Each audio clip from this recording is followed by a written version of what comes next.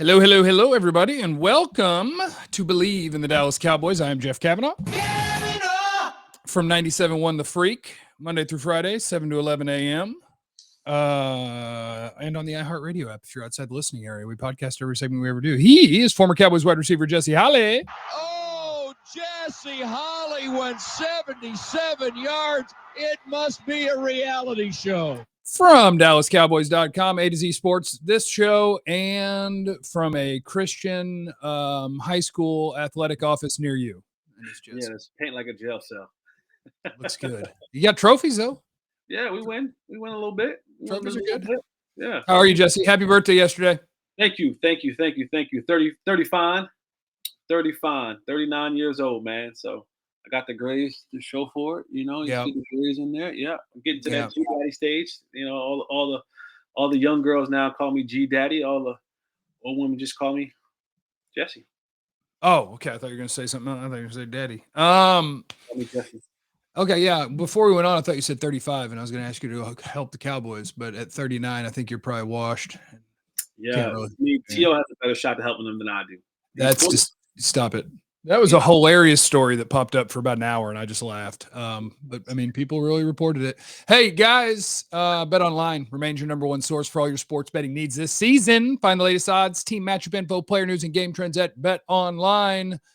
And the Cowboys are favored against the Tampa Bay Buccaneers by 3 points.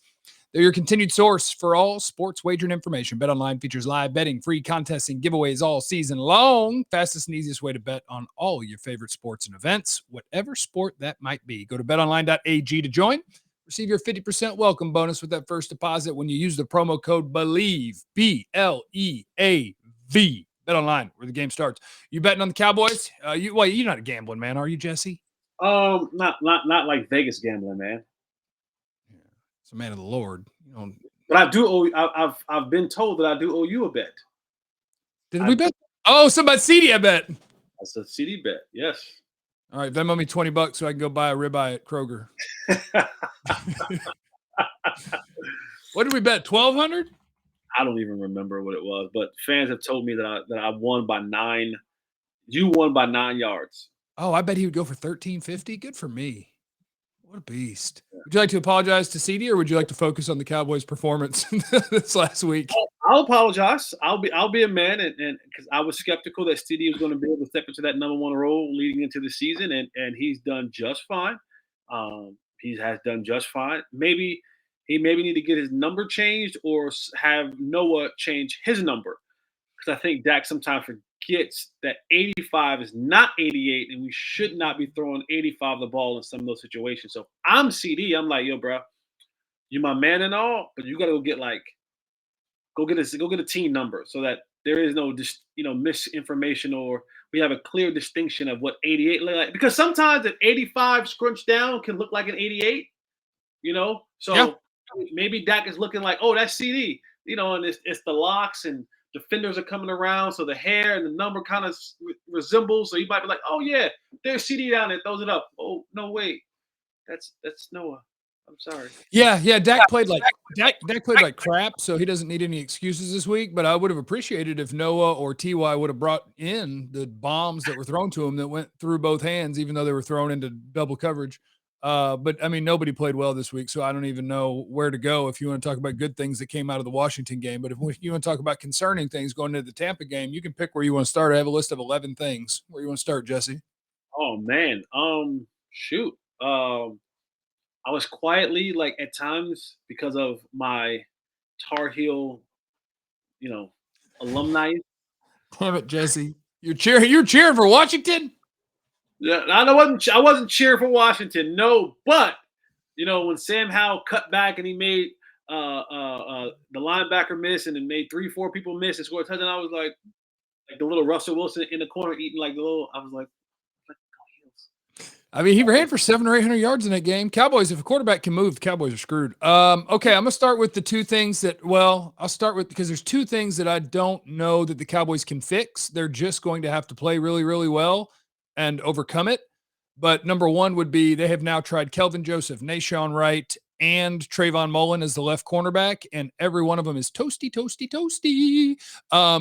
So I don't know if they're going to just go to a playoff game and say Xavier Rhodes washed off the couch, it's your turn, or is Mackenzie Alexander going to play, or are they just going to be like, look, we're going to drop a linebacker into the left flat every play and have a safety on the deep left half of the field every play, and you just guard stop routes? Like, that's the one that, like, Tom Brady's going to look to his right on every snap, because they have tried now everybody with no Anthony Brown, with no Jordan Lewis. They can't find a dude that can play NFL football. You know, that one play when Trayvon Mullins, when Scary Terry caught the fade route, I went back and I looked at that play, and there's so much wrong in that one play. Like, in that one play, from just a DB's perspective. And, I started to go on Twitter, like, let me help people understand, like, hey, as a DB, you have like these keys of alignment, you have keys of route yardage, and Trayvon Mullen ignored all of them. Like the first one, when Scary Terry lines up 2 yards outside the top of the numbers, he ain't running nothing outside but a go route. Like, he's eliminated all the out routes, the comebacks, anything that has to do with an outside breaking route. When you line up +2 on the numbers, you ain't running them. Then he's playing like 9 yards off. Scary Terry comes off down. Track. Hold on, Jesse, timeout. I'm calling timeout. It's doing a weird repeat of you, and I'm going to see if it's on your or mine. Hello. Hi, Jesse. Say hi. What's up? Okay. Well, last week Wi-Fi sucked, and that one started looping something that you'd already said back to me again, and I don't know if it was my fault or your fault, but people are going to get to see it. Continue. Okay. And, +2 on the numbers, and I'm like, all right, everything outside is dead, right? Yep. And then it was like, you lined up 9 yards off. You clearly have off coverage. You can see the quarterback take his drops, and Scary Terry comes off. I mean, Usain Bolt track running stance. 5 to 7 yards is your, first is the smoke route, right? Smoke route or bubble screen. That's the first one. Then that's dead. Then you immediately go to 5 to 7 yards. You can run your in to out, your slant routes from there. Then you go, 10 to 12, where you can run a deeper hitch route. You can run a curl route. You can run an in and out route, whatever. Then it's 14 to 16. Then it's 18 to 22 to go. And you get to about 15 yards, and Scary Terry has not broken stride. He's literally head down, has not given you any indication, didn't do any stutter stepping, didn't do anything. And you're still like in your back pedal side shuffle, and then you do the cardinal sin when a guy has already had a 15-yard running head start. You swing open your hips and open the gate, and you give him absolutely free access to the express lane, and he runs smooth by you. And I was like, dog, if this is what we have to put out on the football field, Tom Brady is upset that he has to wait till Monday night. Like, he's like, you could have gave me this Saturday. I need to get to this thing before they try to get out there and correct it and give these guys an opportunity to get it right. But you're right. It's we've seen it all. We've seen enough. And I guess the next shot is, hey, Xavier Rhodes, you're up. Let's see what you can do, because the guys that they've already tried are not it. Yeah, and I think that a corner that is going to be trying to play NFL football that hadn't been playing NFL football this year because nobody wanted him, I think the odds of that going well are pretty low. But I just, that's one of those things that you just don't have an answer for. You're going to have to try with one of them and hope you can give them enough help to survive. The next thing that they don't have an answer for, but I can draw better optimism, is you have one good receiver. Maybe TY can qualify and help you. I mean, he just had one drop, but he definitely looks more explosive and like he can still separate better than either Gallup or Noah Brown. So Jesse Holley is probably right, and you just need more T.Y. Hilton snaps. But that one doesn't terrify me as much, only because that same cast of characters, when Dak plays better and they can run the ball a little bit, scores 35 points a game. So, like, I'm not going to have a total freak out about wide receiver, but there's not a fix this late in the season. And that's just, what are you going to do? Go play. You gambled on, CeeDee becoming the number one, which he has, but you also gambled on, hey, we're going to take our chances with Michael Gallup and maybe James Washington, and hopefully Tolbert can step in and be that number 2 guy in replace of what CeeDee Lamb was a year ago. And you've yet to actually fill that number 2 role. You've kind of been by, wide receiver by committee, wide receiver 2 by committee, and Michael Gallup finds his ways to go absence in games, and Noah Brown finds his way to go absence in game. And maybe you thought that it would be Dalton Schultz, but he finds his way to get absence in game. So while you kind of bumped up CeeDee Lamb and he's filled admirably and honorably in that number 1 wide receiver spot, you did a bad job in filling up the rest of the spots. And now everything behind CeeDee Lamb is, Well, yeah, it's such a passing league, and I think like when they decided that they didn't care about Amari anymore, you just try to spin it as, like, well, we don't have to replace a number 1 wide receiver because we have a number 1 wide receiver. What we need is to find a new third receiver, and my thing is more like, no, you're replacing Amari Cooper, and 3 receivers are starters, so you need to have 3 capable NFL starting receivers. Yeah, I think they were just banking on Jalen Tolbert, and whoops, if Jalen Tolbert can't do better than Noah Brown. Oh, man, I worry. Jalen Tolbert didn't get dressed, and they cut a wide receiver. Like, they were down a wide receiver, and they were down 1, and the hopes, I Bleav, in this game was to come out to play really well in the first half, look at the scoreboard at halftime, and they get the guys out. And one of those guys would have been CeeDee Lamb, and Jalen Tolbert still didn't get an opportunity to get dressed. And they were planning on sitting at least 1 or 2 of their leading receivers. So I don't know what Jalen Tolbert has done or has not done, but boy, like at the end of the year and in a kind of half meaningful, maybe not meaningful game, once we look at the scoreboard kind of situation, guys usually get the call up for an opportunity to go out there and play, and they didn't even get dressed. That's way in the doghouse, far deep down under the doghouse. They are now on a 2-week run of Zeke averaging less than 2 yards per carry. And in those 2 games, Pollard averaged 3 point something and 2 point something. So, it's funny in the NFL where I don't think a lot of people think of Tyler Biadasz as being some stud center, but he's an NFL starter.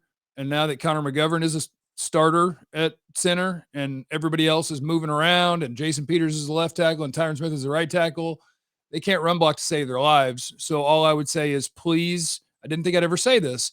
Please, God, Tyler Biadasz, let that ankle be okay.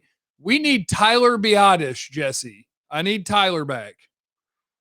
The old saying is you never know what you got till what you got is gone. Anthony Brown. Yeah, Terrence Steele. All right. And those are the things where, the common fan at times don't understand how important it is to get offensive linemen to work in sync, to be able to step. Okay, you break off and go get that second level block, and now we're and the time like that has to happen at the same time as the running back is receiving the handoff. So it all has to succinctly come into one formation at the same time. And while I like Tyron, know Tyron personally, he's a great human being. Don't know Jason Peters, but he has an illustrious career, and both of those dudes will be in the Hall of Fame. Whenever they hang the cleats up, 5 years will pass by, and we'll hear their name in the conversation. They aren't those dudes right now. And it is hurting this offensive line significantly. And, when you think about what you're getting ready to face with Vita Vea, with Devin White and guys like that, and how that sometimes the Tampa Bay Buccaneers will blitz and bring some pressure in their defensive ends and their interior defense. That is a scary proposition that the Cowboys are getting ready to face with this kind of makeshift offensive line. And I get the name Peters and I get the name Tyron Smith, but we are living in our past days of those guys, and on a consistent basis, those two dudes are old in body and old in age. Yeah, and I think this is like one of those things where, you have a playoff game Monday night, so you're not going to fast forward a lot to next season. But that one offensive line that we got used to for a long time, it's over. Zach Martin still exists and is still very good, but this is going to be the Tyler Smith, Zach Martin, Terrence Steele off, and Steele's going to miss a chunk of next year. You better Bleav it. But I'm not trying to. Yeah, Jeff, don't worry about next year yet. Why don't you just worry about the playoff game against Tampa Bay Buccaneers, stupid head? So offensive line, left corner, Dak playing like poo-poo. They can't run the ball.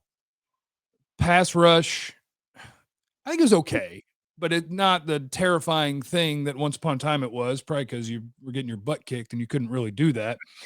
Dan Quinn has been requested to interview for the Denver Broncos job, which he wanted to take last year, but he did not get it offered to him.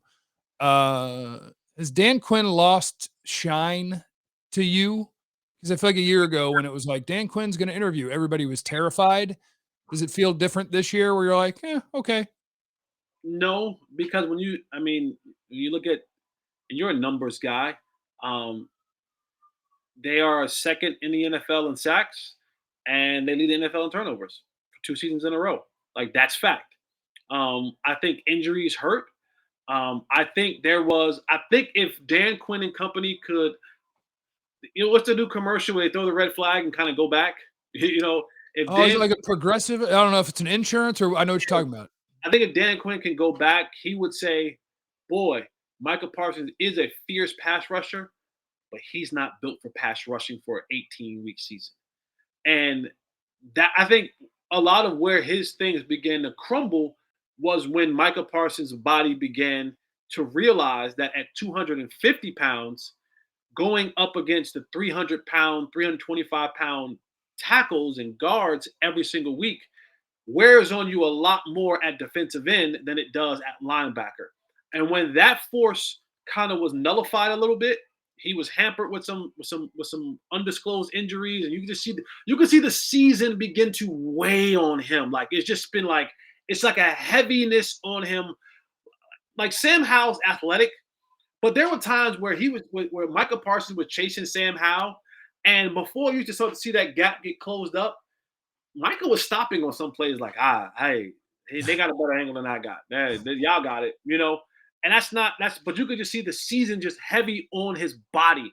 So those things are still factual. You found a guy like Michael Parsons and turned him into J-Ron Curse was a guy who was a journeyman and found him to be a good player. Same thing with Donovan Wilson. I mean, he's found guys and turned them into players. He's, the makeshift guy that he's had up front with Osa. So when you look at the crust of it, you say, you know what? While the later part of the year, teams kind of figured you out a little bit, and some of your players got injured and you got a little bit banged up.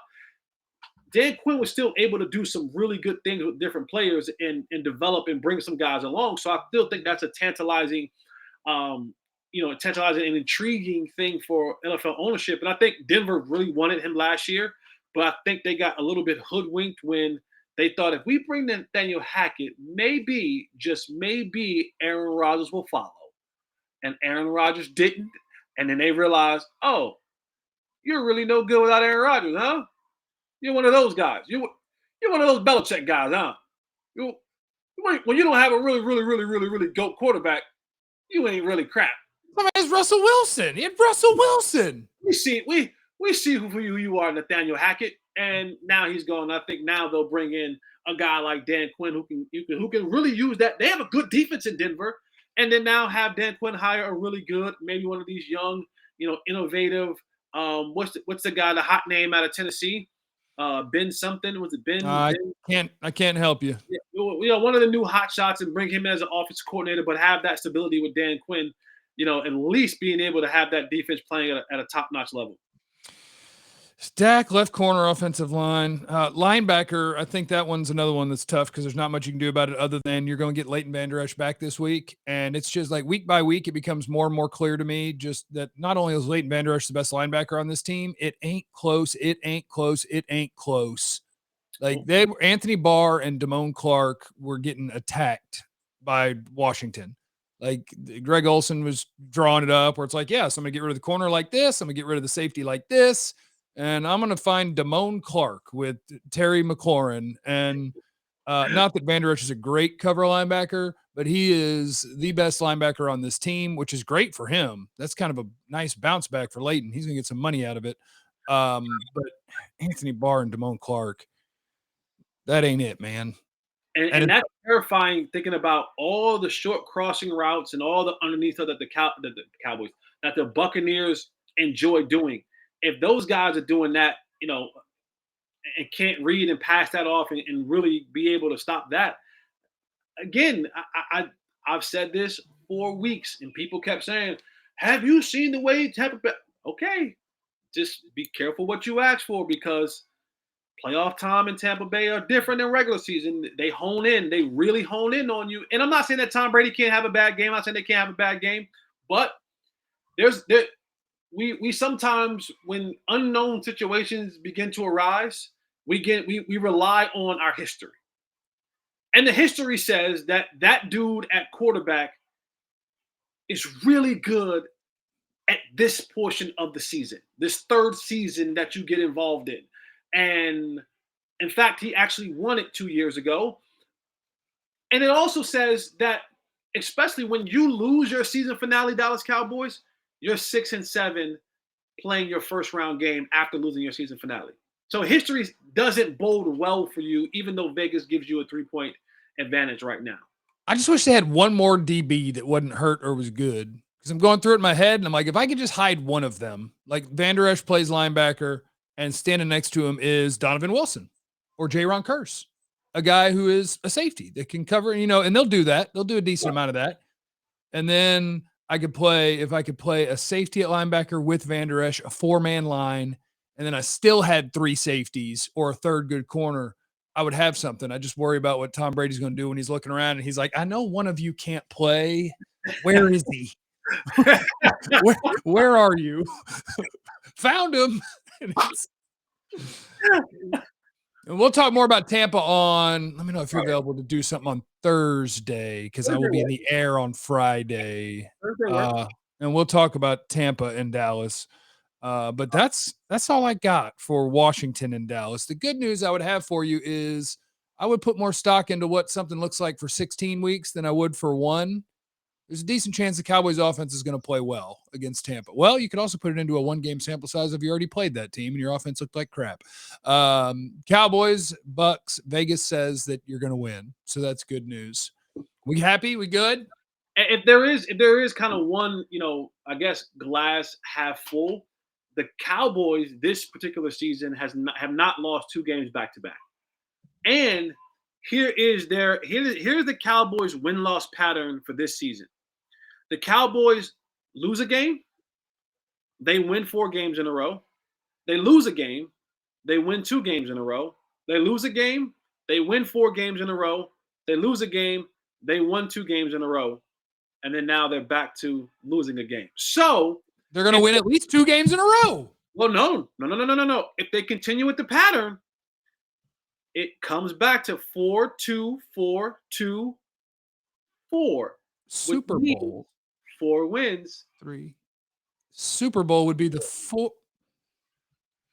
Remember, you have no idea what anybody is going through, so be cool to everyone. Cowboys win the Super Bowl. We love you. Bye. Eliminate the contingencies.